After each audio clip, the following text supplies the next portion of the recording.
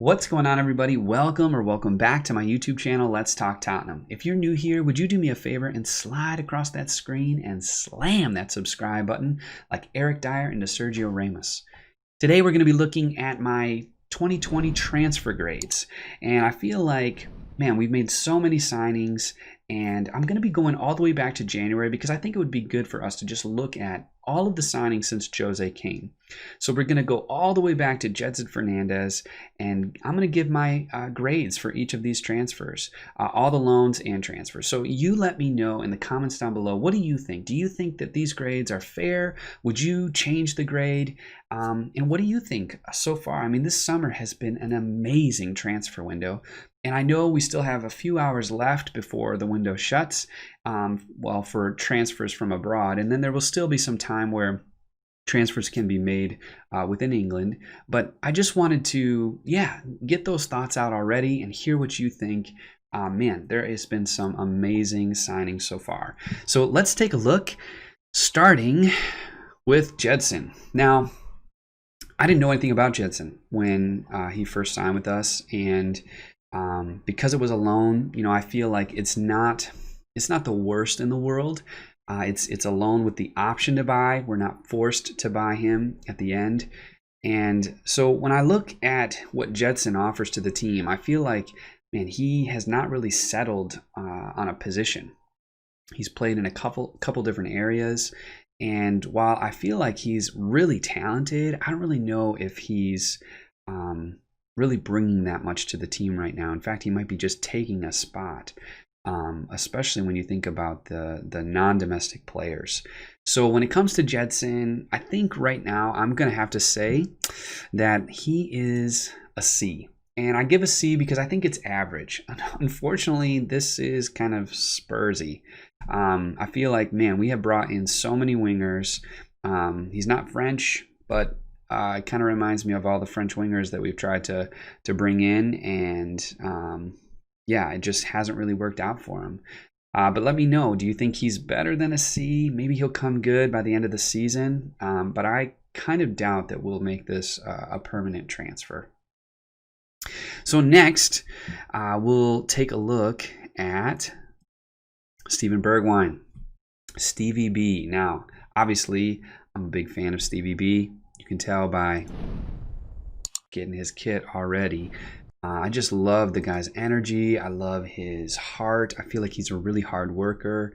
And when he scored that first goal against Manchester City, I felt like, man, he came alive. It was such an awesome moment. Now, recently, I feel like with all the different signings that we have made since then, he might be feeling like he's on the outs, especially too because José had said it wasn't his first choice. So I think that overall I obviously really like Stevie, but in terms of my grade, I'd have to give him a B+. He's not like outstanding, but he's certainly a great signing, and I think for the cost as well, it was a really good signing. Hopefully he'll be someone like maybe even Heung-min Son, where after a few years he gets really settled, he'll start scoring goals like crazy. So far, with just those January signings, I mean, they are January signings. I guess I should keep that in mind, that, man, it's really hard to do any business in January. But I feel like it was pretty average, maybe a little bit above average. So now we start looking at this summer, and we'll start with Pierre. And Pierre comes in, obviously, from Southampton. And the guy is, he's a captain, a former captain, and you can just tell by the interviews that he's been doing, even the post-match interviews, he really cares about how the team performs. And I love that. I love that he's going to be keeping people accountable. He's probably, barking a lot during the game and keeping people in line. Although because of the darn fake fan noise, I can't hear anything. I wish there was an option to remove that. But I feel like this was a great signing and certainly somebody that José wanted. And so when it comes to the grade for Pierre, I gave him an A. I think he's an above average signing. I think the cost for this guy is negligible, especially when you consider Kyle Walker-Peters going the other way. This is an amazing Levy deal. and you feel like, man, he's really gonna shore up that midfield and bring some tenacity, bring some leadership. And that's exactly, I think, what we've needed for a long time. And now with that first summer signing, we're starting to see a little bit more of that Jose Mourinho mold. And obviously by the end of this list, we're definitely going to see more of a Jose Mourinho player as opposed to, say, a Pochettino player or even a Daniel Levy player. So next is Joe Hart. Now, Joe Hart, here's my grade for Joe Hart. I'm just gonna be honest right out the gates. I give this an A. Okay, here's why. Joe Hart was free. The man was free. Now I realize in the last year or so he's kind of fallen off the wagon, but the guy comes with a pedigree. He comes with that leadership in the locker room and certainly from the bench. And I think that time of not doing so well really humbled him maybe, and makes him less of the Joe Hart that's so annoying to me. And I think he puts pressure on Gazzaniga. And even from one of the articles that I read, even a little bit of pressure on Lloris. Like, he really thinks that he should be the number one keeper, and he's going to act like that. He's going to practice like that, and he's going to hopefully play like that when he starts. So I feel like because he was free, because what he brings to that position, obviously as well, homegrown, so that's huge. This is an A signing. This is kind of like a sneaky pick. And I feel like well done to whoever it was, whether it was Levy or Mourinho or whoever, bringing this guy in, because I think that was a really, really good signing. So after Hart, we have Matt Doherty or Doherty. I don't really know yet. I feel like I've heard so many different things. But yeah, so this was an interesting signing to me. Again, another kind of sneaky signing, and felt like, man, I don't know. It almost feels like we got the benefit of Wolves trying to have the whole first Portugal team, like literally I think all but one of their players play for Portugal right now. And so Doherty was probably on his way out because he doesn't play for Portugal or something.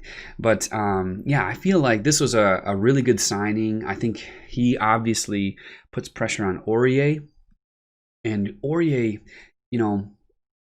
I feel like I've given him a hard time, and Aurier is there. He certainly shows up. I think he shows up in big games pretty well, but he always has that, I don't know, that moment of just kind of forgetting or losing his mind in the game.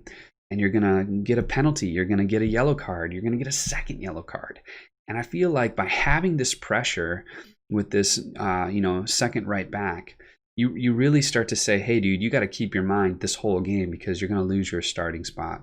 And so because of that, my grade for this transfer is also an A.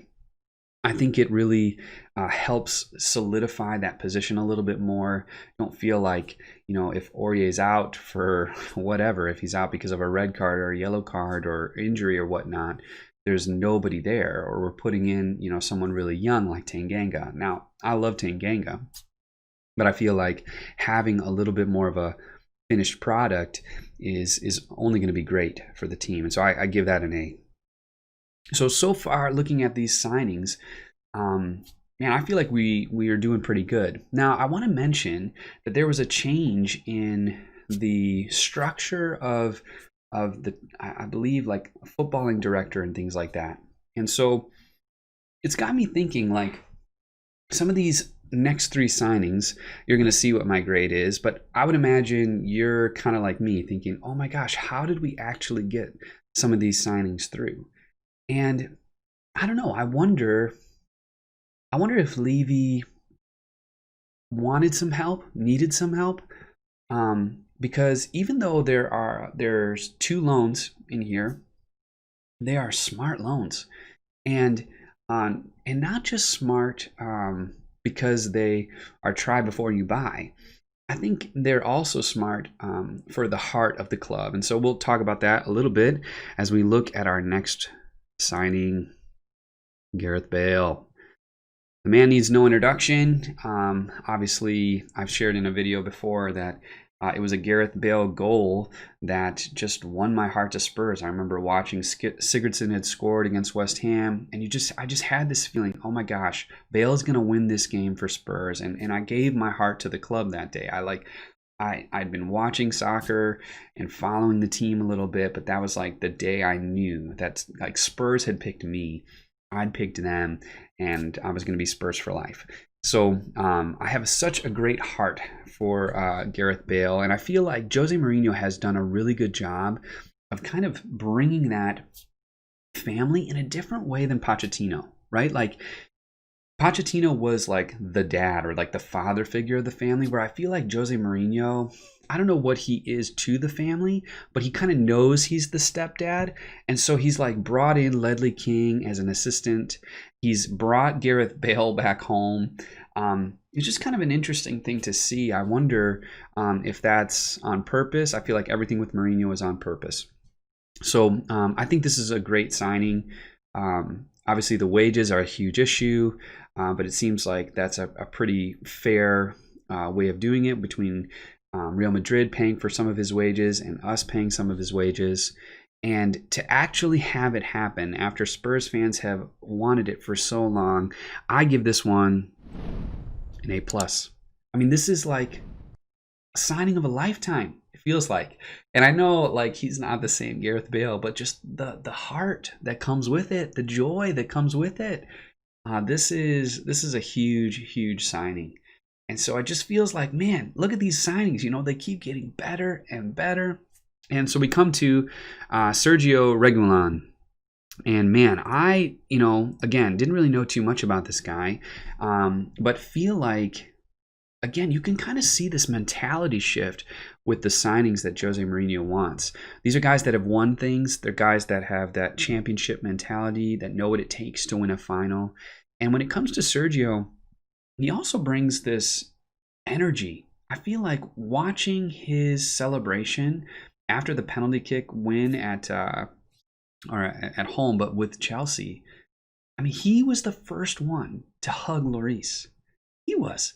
I mean, it just shows you the passion that this guy has, and I think what he brings to the team, not only on the pitch. I mean, the guy has insane speed. The way he was able to make some of those runs, and now he did make an error, that led to a goal. But as I was watching that game, I almost felt like he was so excited that he was like trying to like be cool, and ended up making an error, sliding, like telegraphing a slide tackle so much that they were just able to cross it in. And but yeah, I think that once he gets some of those nerves down a little bit, realizes he's part of this team, he's part of this club, I think he's going to be awesome. And this doesn't seem to have been a signing that Spurs were like on the hunt for. It was more of an opportunistic signing.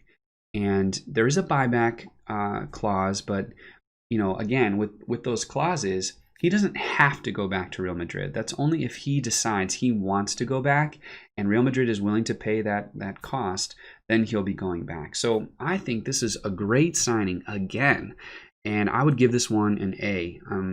I think he kind of reminds me of Gareth Bale in some ways, right? He's a left back.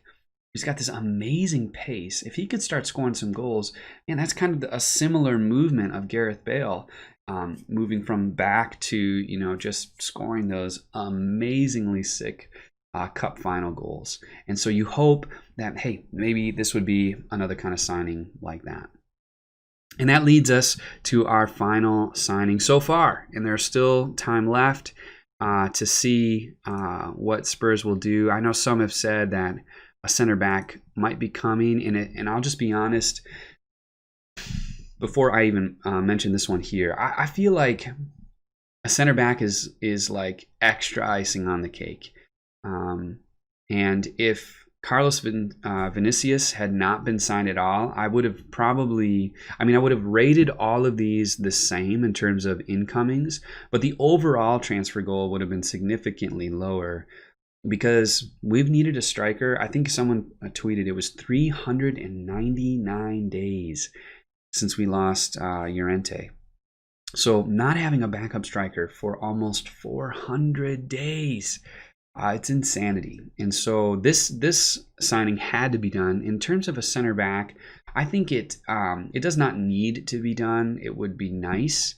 In terms of who they're looking at, personally, I'm a little concerned about the price tag. I just think, do we really want to spend that much?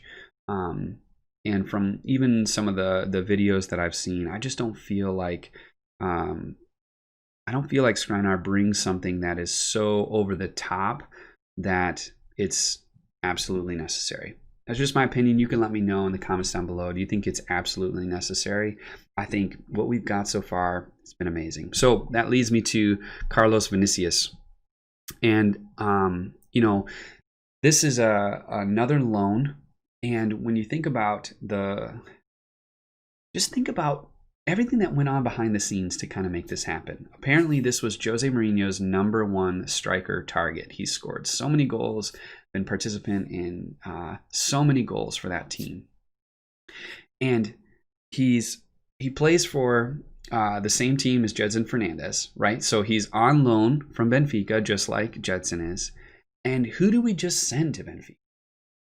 Jan Vertonghen, right? I mean, I'm not saying Jose's this smart, but he could be, right? Like, transfer. He knows that, like, Jan is going to be going anywhere, right?